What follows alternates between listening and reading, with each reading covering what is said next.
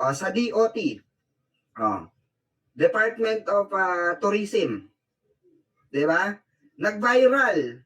Nag-viral po yung sinabi okay ni Bianca Gonzales.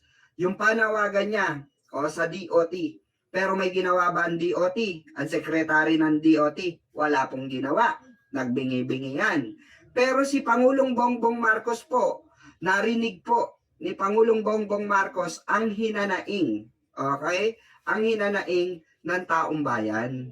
Kaya po mismo ang ating mahal na Pangulong Pangulong Bongbong Marcos na po ang nagbigay ng kautusan na pababain na po ang airfare sa atin para maano po. Biruin nyo hindi na trabaho ni Pangulo yon. Kasi meron na siyang itinalaga dyan. Pero itong mga sekretary na ito na ulupong, na hindi mo maintindihan, pinapasahod naman ng tama. Pero bakit hindi magsigalaw? Bakit kailangan si Pangulo pa rin ang gagalaw? Kaya no wonder nagkakasakit na ang ating mahal na Pangulo kasi halos lahat siya na gumagalaw eh. Even dito sa DILG Secretary natin na itinalaga ng ating mahal na Pangulo. May napapalaba ang Pangulo? Comment down below, may napapalaba?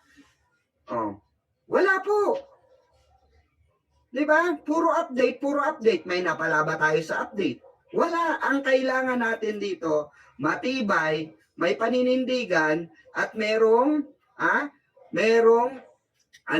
power of authority. Ikaw naturiyang meron kang power of authority, pero ikaw mismo, John Vic Remulla, wala kang ginagawa. Hindi namin nakikita, natural lang sasabihin namin, wala kang ginagawa. Diba? Tapos, nababalitaan pa namin na nagmamaasim ka, natatakbo ka bilang presidente ng Pilipinas. Oh my God! My goodness! Diba? Para naman tayo nagtatarantaduhan dito. Sa tingin mo, mananalo ka if ever natatakbo kang Pangulo ng Pilipinas? Hindi. Dahil dito pa lang sablay ka na eh. Paano ka pa namin pagkakatiwalaan? Paano pa namin pagkakatiwala ang boto namin sa'yo kung kagaya ka rin ni Lustay Buday? Diba? May magbasa tayo ng comment dito. Sabi ni Ma'am Elena, mahusay lang si John Vic mag-suspended ng klase sa Cavite. Natandaan ko yan. Nung nasa Cavite ako, nakatira ako sa Cavite. Diyan sa Bacoor. Nung ako'y hawak, tawag dito, kasi binitbit din namin siya nung panahon ng eleksyon nung tumakbo siyang vice-gobernador noon. Nasa Cavite pa ako noon. So, totoo yun. No? Mabilis siya mag-suspende ng klase. Okay? Kaya wala natututunan yung mga mga estudyante, mga ibang estudyante, di ba? Kaya natural lang na magtanong tayo mga kababayan dahil sa based on his performance, di ba? Totoo naman mas magastos pa ang magturis sa sariling bansa. Mas okay pa magturis sa Indonesia, Cambodia at Vietnam. Totoo po Mama Elena, yun nga yung ginagawa ng solusyon ng ating mahal na Pangulo. Diba? Ginagawan po ng solusyon ni Pangulong Bongbong Marcos yan. Dahil naririnig po, nakikita ni Pangulong Bongbong Marcos. Kaya nga, panawagan din ng taong bayan. Palitan na, isa lang na si Madam Charo Santos diyan sa DOT. Kasi yung secretary ng DOT po, parang walang alam. Diba? Parang alam mo yung walang pinag-aralan. Diba? Naturingang nasa sekretarya ka na. Secretary ka ng DOT, supposed to be, dapat meron kang alam, meron kang knowledge. Kung paano mo tatalunin ang karatig nating bansa. Kaya yun nakakaya yun.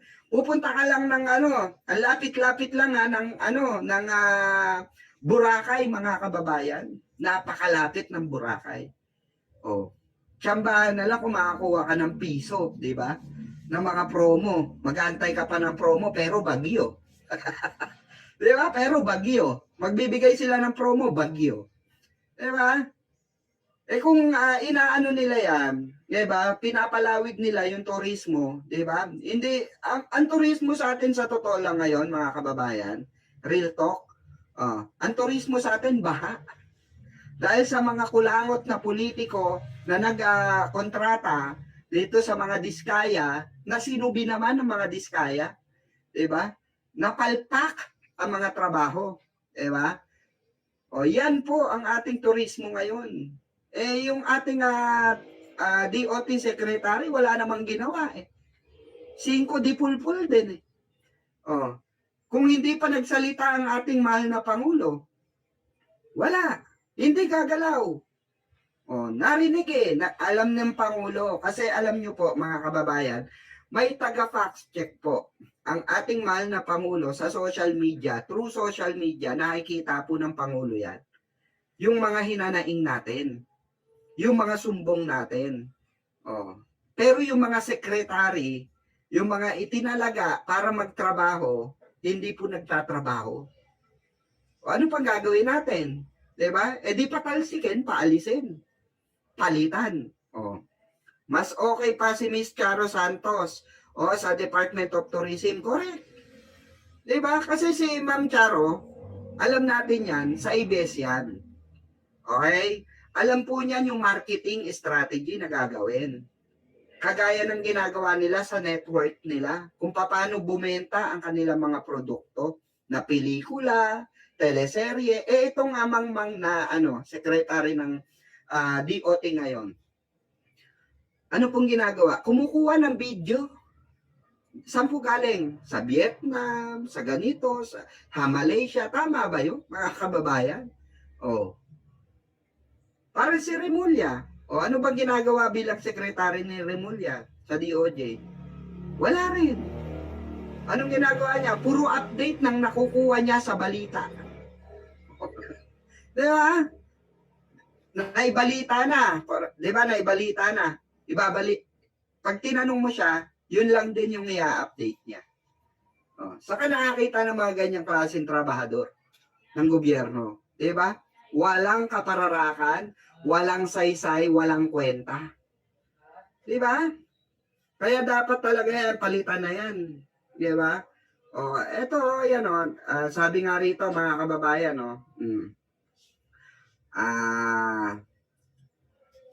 di ba? Malacanang, ayan, ayon po sa Daily Tribute, pakita natin, baka sabihin, nag-invento na naman tayo. Ayon sa Daily Tribute, mga kababayan, Malacanang confirm on Thursday that major carriers have agreed, okay? According to Malacanang to, have agreed to reduce airfares on key to tourism routes, including Siargao. Imagine nyo kung hindi gumalaw ang ating mahal na Pangulo para kalampagin ng DOT. Yung sekretaring mangmang, inutil, walang alam, perwisyo. Diba? Ang dami nang katarantaduan nangyayari, pati ba naman dito sa, diba? Tourism, Department of Tourism, puro katarantaduan pa rin. Diba? Including Siargao, after mounting public complaints that flights to local destination cost more than trips abroad. Which is true. Diba? Kung pupunta ka ng Siargao, magkano rin ang mo sa Siargao? Airfares mo palang, iyak ka na eh. Gagastos ka pa ron. Wala nga na magtaho ka ng magtahuron, magdamag. Diba? Pabiling taho, makatipid ka lang, kwek-kwek, ganon. Paano mo ma-enjoy yung bakasyon mo? Kasi yung budget mo pa lang, half na ng budget mo, mga kababayan. Half ng budget mo, mapupunta lang saan? Mapupunta lamang po sa bayarin mo, sa pamasahe mo. Paano pa yung kakainin mo? Bakit naniningil ang paaralan para asa sa beautification at improvement ng paaralan. hindi ba dapat pondohan ito ng gobyerno? Dati 200 lang, ngayon 400 na, voluntary daw. Pero ang dami nilang, ayan, kapera-pera na project. Ito po, these two ships, ito po, actually po, okay, sa public school, marami pong gumagawa niyan. Marami pong gumagawa niyan. Ngayon po, ito po, doon po sa voluntary na hinihingi nila, pwede nyo po silang ireklamo dahil meron pong budget ang bawat sangay ng eskwelahan. Meron pong budget ang DepEd dyan. Meron pong budget ang lokal na pamahalaan mismo. Okay? Sila po, ang budget po dyan, mga yung mga ginagawa po, facilities, yung mga computers, TV, aircon, electric fan, etc.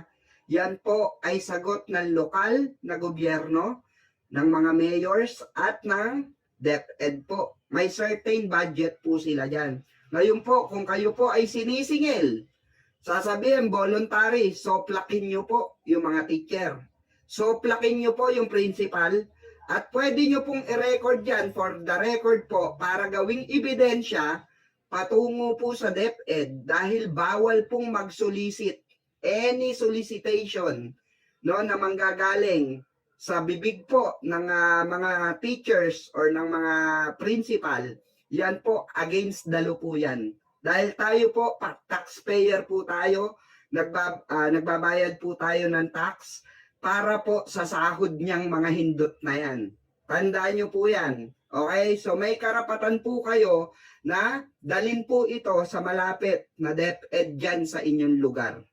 Okay? Kung hindi po hindi po pa rin po ayan, pwede nyo pong ireklamo yan. Ipa-content sa mga vlogger kung sino po yung mga yan. For example, ako, gusto nyo ipa-content sa akin yung nangyayaring anomalya dyan sa eskwelahan na kung saan mang eskwelahan yan. Pwede po natin italakayan at makalampag po natin ang DepEd regarding dyan, especially ang ating mahal na Pangulo na may nangyayari palang ganyang solicitation.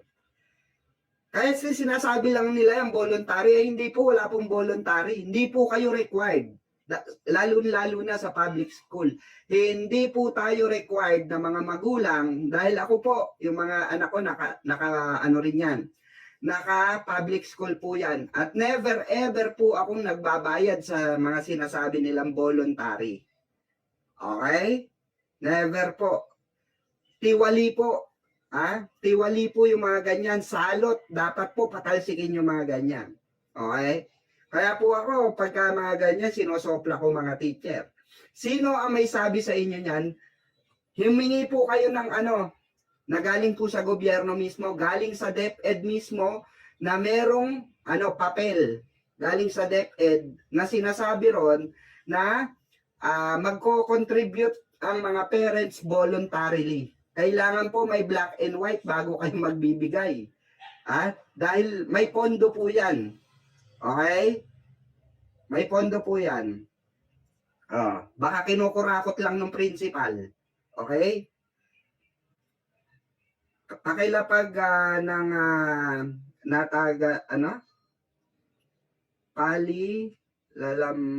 lalampag ng Batangas. Batangas ba to? Province. Ang tatakaw po sa pera. Ultimo electric fan sa PTA daw. Ay, hindi po. Mali po yan. Mali, ma'am. Opo. Taysan, Batangas, Dagatan. Oo, integrated po. Sige, screenshot ko Wait lang. Para may topic natin itong ganito. Wala kang kawala. Kayo ay maganda. Galit sa masama.